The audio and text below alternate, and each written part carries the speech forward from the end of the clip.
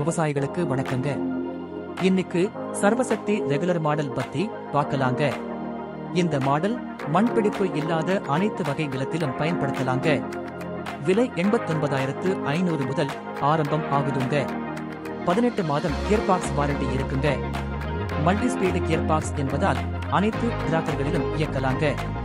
மொத்தம் எங்களிடம் 8 மாடல்கள் இருப்பதால் எங்களை அழைத்து விவரங்களை தெரிந்த